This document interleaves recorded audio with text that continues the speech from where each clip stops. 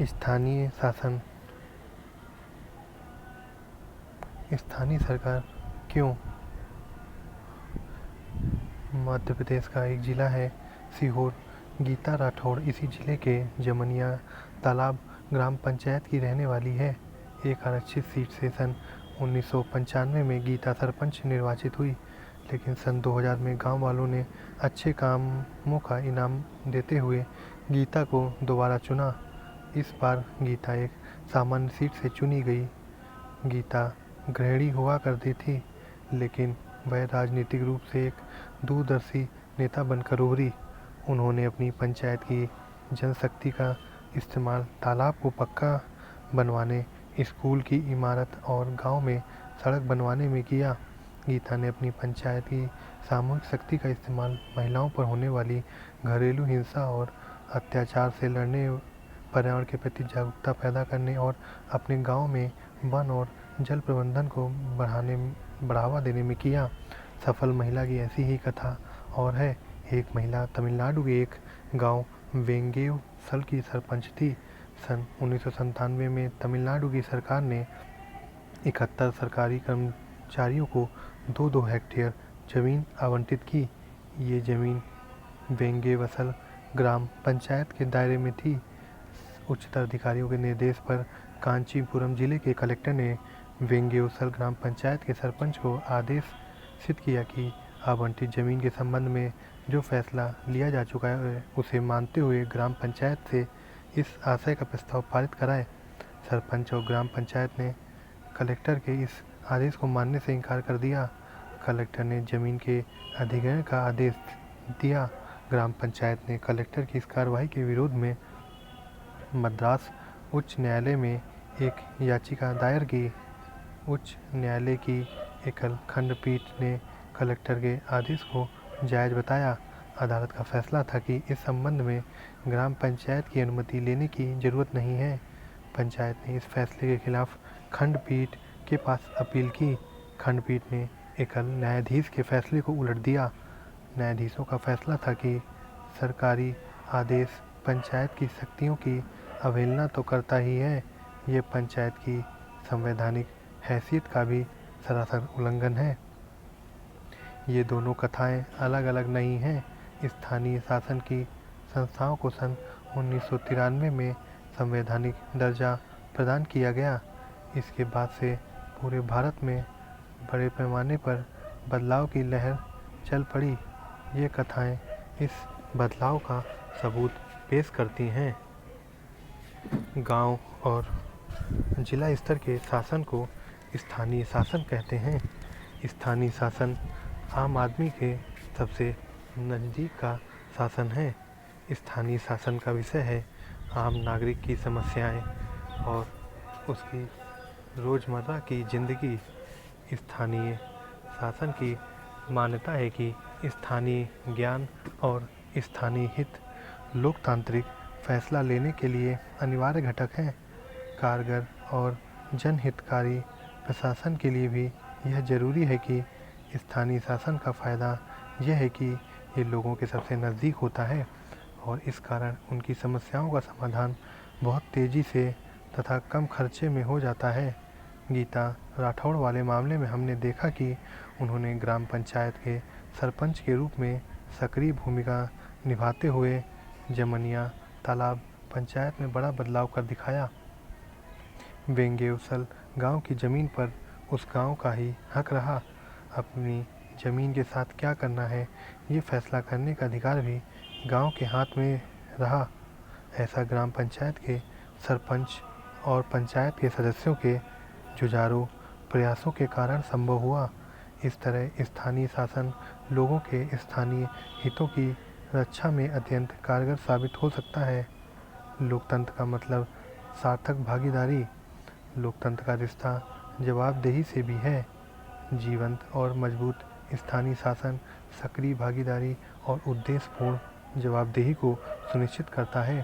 गीता राठौड़ की कहानी प्रतिबद्धता के साथ लोकतंत्र में भागीदारी करने की घटनाओं में से है। वेंगेवसल ग्राम पंचायत ने अपनी ज़मीन पर अपना हक बनाए रखने के लिए अथक प्रयास किया। यह जवाबदेही को सुनिश्चित करने के एक मिशन की मिसाल है। स्थानीय शासन के स्तर पर आम नागरिक को उसके जीवन से जुड़े मसलों, ज़रूरतों और उसके विकास के बारे में फैसला लेने की प्रक्रिया को शामिल किया जा सकता है। जो काम स्थानीय स्तर पर किए जा सकते हैं, वे काम स्थानीय लोगों और उनके नुमाइंदों के हाथ में रहना चाहिए। लोकतंत्र के लिए यह जरूरी है।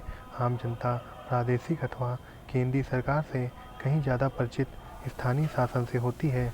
स्थानीय शासन क्या कर रहा है और क्या करने में नाकाम रहा है, आम जनता का इस सवाल से कहीं ज़्यादा सरोकार होता है, क्योंकि इस बात का सीधा असर उसकी रोज़मर्रा की ज़िंदगी पर पड़ता है। इस तरह स्थानीय शासन को मजबूत करना लोकतांत्रिक प्रक्रिया को मजबूत बनाने के समान है। भारत में स्थानीय शासन का विकास। आइए इस बात की चर्चा करें कि भारत में स्थानीय शासन का विकास कैसे हुआ और हमारे संविधान में इसके बारे में क्या कहा गया है। माना जाता है कि अपना शासन खुद चलाने वाले ग्राम समुदाय प्राचीन भारत में सभा के रूप में मौजूद थे। समय बीतने के साथ गांव की इन सभाओं ने पंचायत का रूप ले लिया। समय बदलने के साथ पंचायतों की भूमिका और काम भी बदलते रहे। आधुनिक समय में स्थानीय शासक के निर्वाचित निकाय सन 1882 के बाद अस्तित्व में आए। उस वक्त लॉर्ड रिपन भारत का वायसराय था। उसने इन निकायों को बनाने की दिशा में पहलकदमी की। इस वक्त इसे मुकामी बोर्ड या लोकल बोर्ड कहा जाता था। बहरहाल इस दिशा में प्रगति बड़ी धीमी गति से हो रही थी। भारतीय राष्ट्रीय कांग्रेस ने सरकार से मांग की कि सभी स्थानीय बोर्डों को ज़्यादा कारगर बनाने के लिए वह जरूरी कदम उठाए। गवर्नमेंट ऑफ इंडिया एक्ट 1919 के बनने पर अनेक प्रांतों में ग्राम पंचायत बने। सन 1935 के गवर्नमेंट ऑफ इंडिया एक्ट के बाद भी ये प्रवृत्ति जारी रही। भारतीय स्वतंत्रता संग्राम के दिनों में महात्मा गांधी ने जोर देकर कहा था कि आर्थिक और राजनीतिक सत्ता का विकेंद्रीकरण होना चाहिए। उनका मानना था कि ग्राम पंचायतों को मजबूत बनाना सत्ता के विकेंद्रीकरण का कारगर साधन है। विकास की हर पहलकदमी में स्थानीय लोगों की भागीदारी होनी चाहिए ताकि यह सफल हो सके। इस तरह पंचायत को सहभागी लोकतंत्र को स्थापित करने के साधन के रूप में देखा गया। दिल्ली में बैठे गवर्नर जनरल के हाथ में बहुत ज़्यादा शक्तियाँ थी। हमारे स्वतंत्रता संग्राम की चिंताओं में यह बात भी शामिल थी। इस कारण हमारे नेताओं के लिए आज़ादी का अर्थ एक आश्वासन था कि फैसला लेने में और कार्यपालिका और प्रशासनिक शक्तियों के इस्तेमाल में विकेंद्रीकरण होगा। जब संविधान बना तो स्थानीय शासन का विषय प्रदेशों को सौंप दिया गया। संविधान के नीति निर्देशक सिद्धांतों में भी इसकी चर्चा है। इसमें कहा गया है कि देश की हर सरकार अपनी नीति में इसे एक निर्देशक तत्व मानकर चले। जैसा कि आपने अध्याय 2 में पढ़ा, राज्य के नीति निर्देशक सिद्धांतों का अंग होने के कारण संविधान का यह प्रावधान अदालतीवाद के दायरे में नहीं आता और इसकी प्रकृति प्रधानता सलाह मशविरे की है। ऐसा लगता है कि स्थानीय शासन के मसले को, जिसमें पंचायत भी शामिल है, संविधान में यथोचित महत्व नहीं मिला। क्या आप जानते हैं कि ऐसा क्यों हुआ? यहाँ कुछ कारण बताए जा सकते हैं। पहली बात तो ये कि देश विभाजन की खलबली के कारण संविधान का झुकाव केंद्र को मजबूत बनाने का रहा। नेहरू खुद अति स्थानीयता को राष्ट्र की एकता और अखंडता के लिए खतरा मानते थे। दूसरे, संविधान सभा में डॉक्टर B.R. अम्बेडकर के नेतृत्व में एक मजबूत आवाज़ उठ रही थी। इनका कहना था कि ग्रामीण भारत में जाति पाति और आपसी फूट का बोलबाला है। स्थानीय शासन का उद्देश्य तो बड़ा अच्छा है, लेकिन ग्रामीण भारत के ऐसे माहौल में ये उद्देश्य ही मटियामेट हो जाएगा। बहरहाल किसी भी सदस्य ने विकास योजनाओं में जन भागीदारी के महत्व से इनकार नहीं किया। संविधान सभा के बहुत से सदस्य चाहते थे कि भारत में लोकतंत्र का आधार ग्राम पंचायत हो, लेकिन उन्हें इस बात की गहरी चिंता थी कि गाँवों में गुटबाजी तथा अन्य बुराइयों के मौजूद होते ऐसा करना शायद ठीक ना हो। स्वतंत्र भारत में स्थानीय शासन संविधान के 73वें व 74वें संशोधन के बाद स्थानीय शासन को मजबूत आधार मिला, लेकिन इससे पहले भी स्थानीय शासन के निकाय बनाने के लिए कुछ प्रयास हो चुके थे। इस सिलसिले में पहला नाम आता है 1952 के सामुदायिक विकास कार्यक्रम कम्युनिटी डेवलपमेंट प्रोग्राम का।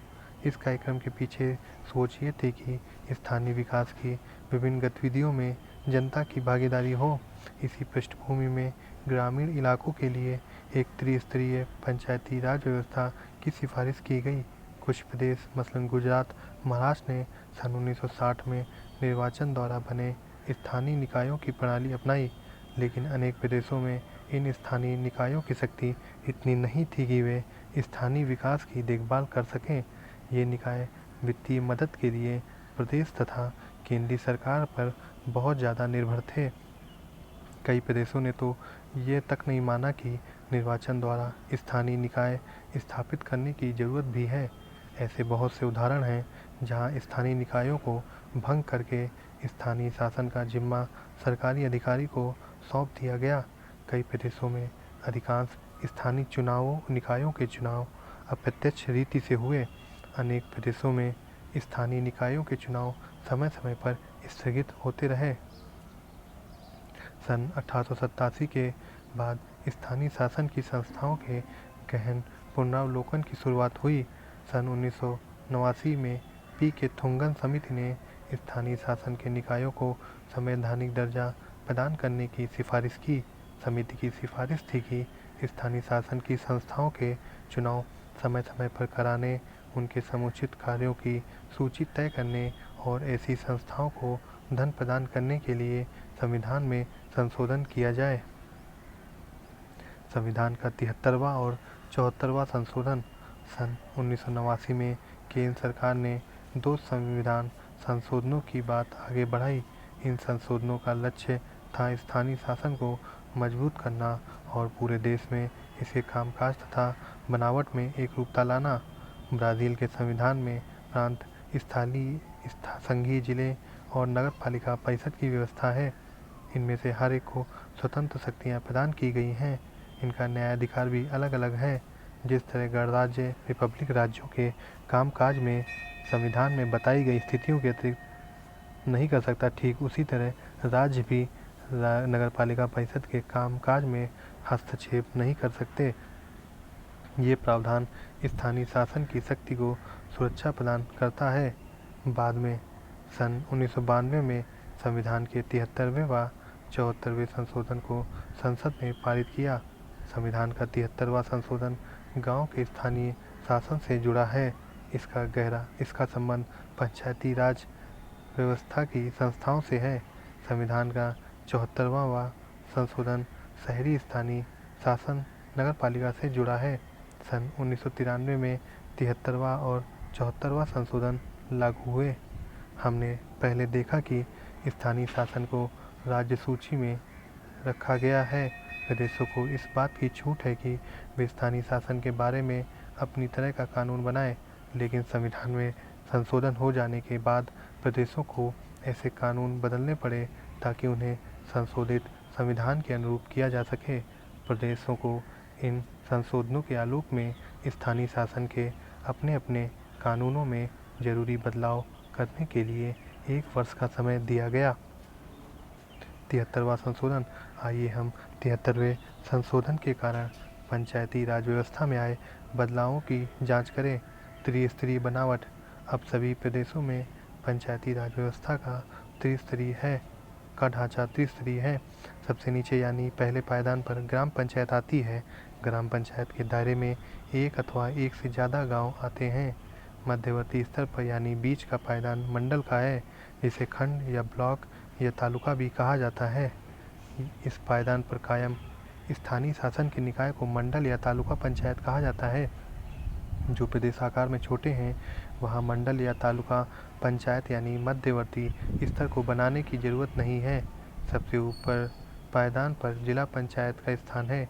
इसके दायरे में जिले का पूरा ग्रामीण इलाका आता है। संविधान के 73वें संशोधन में इस बात का भी प्रावधान है कि ग्राम सभा अनिवार्य रूप से बनाई जानी चाहिए।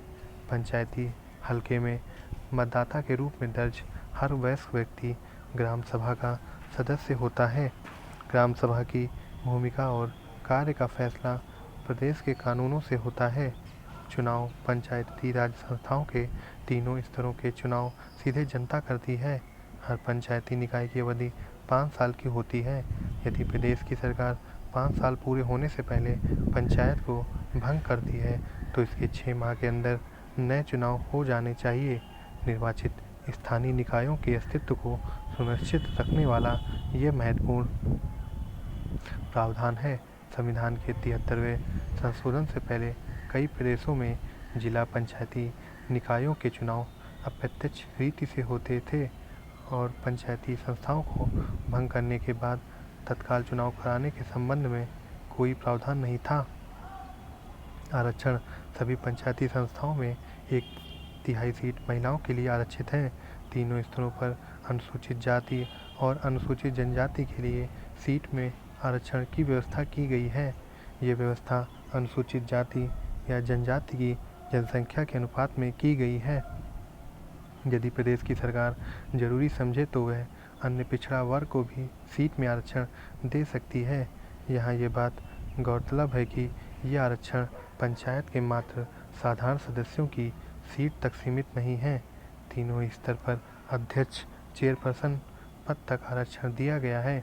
इसके अतिरिक्त सिर्फ सामान्य श्रेणी की सीटों पर ही महिलाओं को 1/3 आरक्षण नहीं दिया गया, बल्कि अनुसूचित जाति या अनुसूचित जनजाति के लिए आरक्षित सीट पर भी महिलाओं के लिए 1/3 आरक्षण की व्यवस्था है।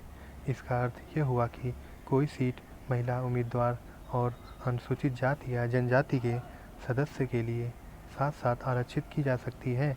इस तरह सरपंच का पद कोई दलित अथवा आदिवासी महिला धारण कर सकती है। विषयों का स्थानांतरण। ऐसे 29 विषय जो पहले राज्य सूची में थे अब पहचान कर संविधान की 11वीं अनुसूची में दर्ज कर लिए गए। इन विषयों को पंचायती राज संस्थाओं को हस्तांतरित किया जाना है। अधिकांश मामलों में इन विषयों का संबंध स्थानीय स्तर पर होने वाले विकास और कल्याण के कामकाज से है। इन कार्यों का वास्तविक हस्तांतरण प्रदेश के कानून पर निर्भर है। हर प्रदेश ये फैसला करेगा कि इन 29 विषयों में से कितने को स्थानीय निकायों के हवाले करना है। अनुच्छेद 243 जी पंचायतों की शक्ति और अधिकार, प्राधिकार और उत्तरदायित्व। किसी प्रदेश की विधायिका कानून बनाकर 11वीं अनुसूची में दर्ज मामले में पंचायतों को ऐसी शक्ति और प्राधिकार प्रदान कर सकती है।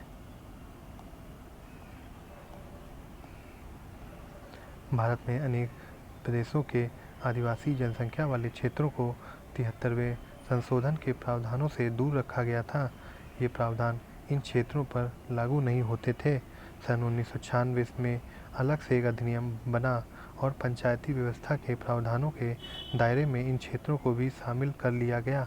अनेक आदिवासी समुदायों में जंगल और जल जोहर जैसे साझे संसाधनों की देखरेख के रीति रिवाज मौजूद हैं। इस कारण नए अधिनियम में आदिवासी समुदायों के इस अधिकार की रक्षा की गई है। वे अपने रीति रिवाज के अनुसार संसाधनों की देखभाल कर सकते हैं। इस उद्देश्य से ऐसे इलाकों की ग्राम सभा को अपेक्षाकृत ज़्यादा अधिकार दिए गए हैं और निर्वाचित ग्राम पंचायत को कई मायनों में ग्राम सभा की अनुमति लेनी पड़ती है। इस अधिनियम के पीछे मूल विचार स्वशासन की स्थानीय परंपरा को बचाना है और आधुनिक ढंग से निर्वाचित निकायों से ऐसे समुदायों को परिचित कराना है। विविधता और विकेंद्रीकरण की भावना से इस विचार की संगति बैठती है। राज्य चुनाव आयुक्त प्रदेशों के लिए जरूरी है कि वे एक राज्य चुनाव आयुक्त नियुक्त करें। इस आयुक्त की जिम्मेदारी पंचायती राज संस्थाओं के चुनाव कराने की होगी।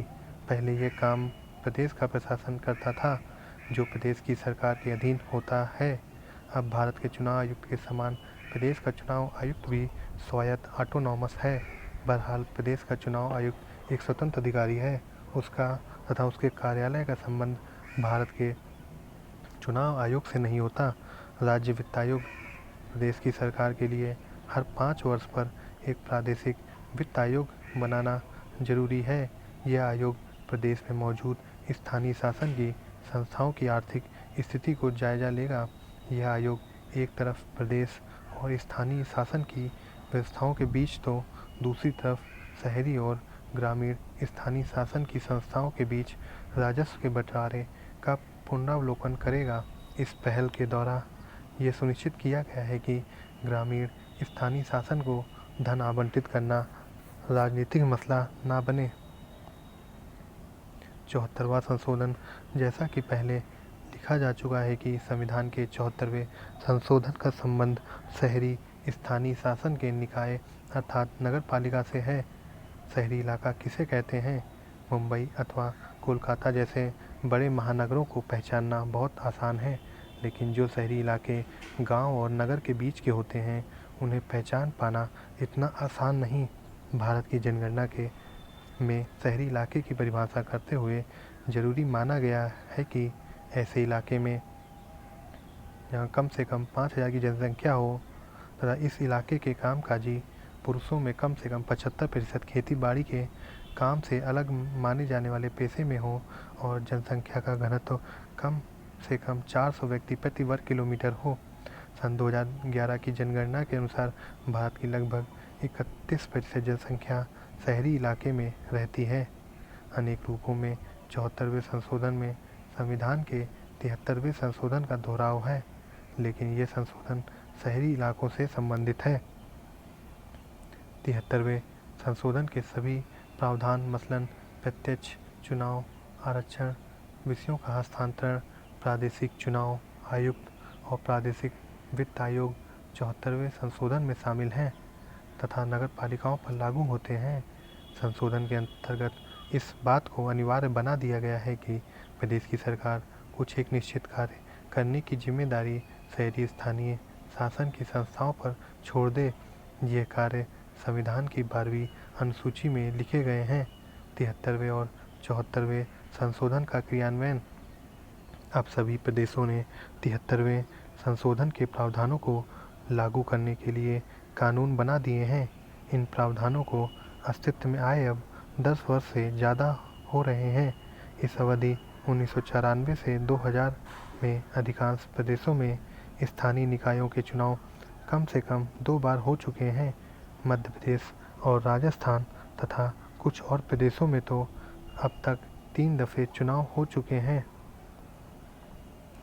आज ग्रामीण भारत में जिला पंचायतों की संख्या 600 से ज़्यादा है।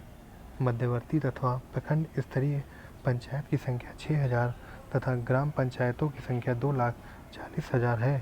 शहरी भारत में 100 से ज़्यादा नगर निगम, 1400 नगर पालिका तथा 2000 नगर पंचायत मौजूद हैं। हर 5 वर्ष पर इन निकायों के लिए 32 लाख सदस्यों का निर्वाचन होता है। इनमें से 13 लाख महिलाएं हैं। यदि प्रदेशों की विधानसभा तथा संसद को एक साथ रख कर देखें तो इसमें निर्वाचित जनप्रतिनिधियों की संख्या 5000 से कम बैठती है। स्थानीय निकायों के चुनाव के कारण निर्वाचित जनप्रतिनिधियों की संख्या में भारी इजाफा हुआ है। ये बात एकदम जाहिर है कि 73वें और 74वें संशोधन ने देश भर की पंचायती राज संस्थाओं और नगर पालिका की संस्थाओं की बनावट को एक सा किया है। इन स्थानीय संस्थाओं की मौजूदगी ही अपने आप में बड़ी उपलब्धि है। इससे शासन में जनता की भागीदारी के लिए मंच और माहौल तैयार होगा। पंचायतों और नगर पालिकाओं में महिलाओं के लिए आरक्षण के प्रावधान के कारण स्थानीय निकायों में महिलाओं की भारी संख्या में मौजूदगी सुनिश्चित हुई है। आरक्षण का प्रावधान अध्यक्ष और सरपंच जैसे पद के लिए भी है। इस कारण निर्वाचित महिला जनप्रतिनिधियों की एक बड़ी संख्या अध्यक्ष और सरपंच जैसे पदों पर आसीन हुई है। आज कम से कम 200 महिलाएं जिला पंचायतों की अध्यक्ष हैं। 2000 महिलाएं प्रखंड अथवा तालुका पंचायत की अध्यक्ष हैं और ग्राम पंचायतों में महिला सरपंच की संख्या 80,000 से ज़्यादा है। नगर निगम में 30 महिलाएं मेयर, महापौर हैं।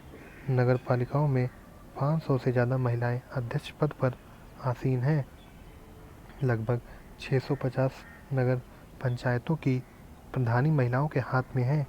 संसाधनों पर अपना नियंत्रण की दावेदारी करके महिलाओं ने ज़्यादा शक्ति और आत्मविश्वास अर्जित किया है। इन संस्थाओं में महिलाओं की मौजूदगी के कारण बहुत सी स्त्रियों को राजनीति के काम धंधे की समझ पैनी हुई है।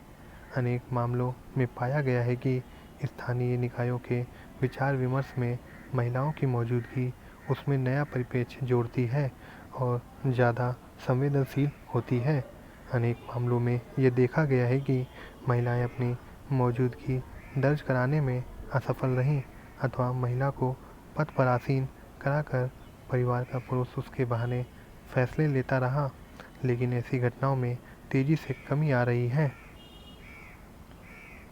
अनुसूचित जाति और जनजाति के लिए आरक्षण को संविधान संशोधन ने ही अनिवार्य बना दिया था। इसके साथ ही अधिकांश प्रदेशों ने पिछड़ी जाति के लिए आरक्षण का प्रावधान बनाया है। भारत की जनसंख्या में 16.2% अनुसूचित जाति तथा 8.2% अनुसूचित जनजाति है। स्थानीय शासन के शहरी और ग्रामीण संस्थाओं के निर्वाचित सदस्यों में इन समुदायों के सदस्यों की संख्या लगभग 6.6 लाख है। इससे स्थानीय निकायों की सामाजिक बुनावट में भारी बदलाव आए हैं। ये निकाय जिस सामाजिक सच्चाई के बीच काम कर रहे हैं, अब उस सच्चाई की नुमाइंदगी इन निकायों के जरिए ज़्यादा हो रही है। कभी कभी इससे तनाव पैदा होता है।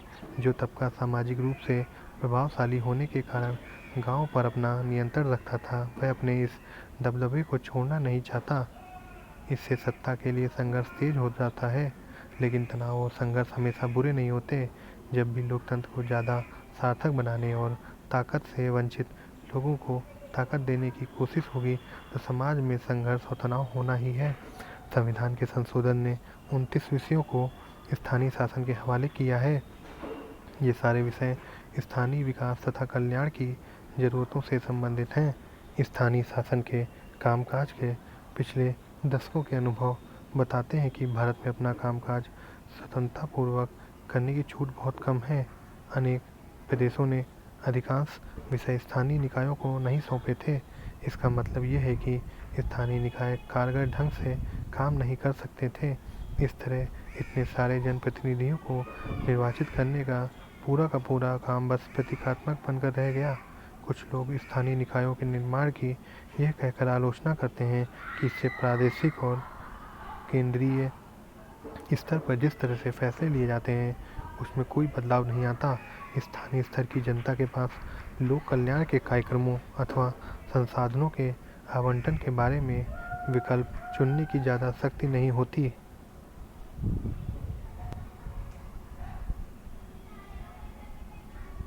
स्थानीय निकायों के पास अपना कह सकने लायक धन बहुत कम है होता है। स्थानीय निकाय प्रदेश और केंद्र की सरकार पर वित्तीय मदद के लिए निर्भर होते हैं।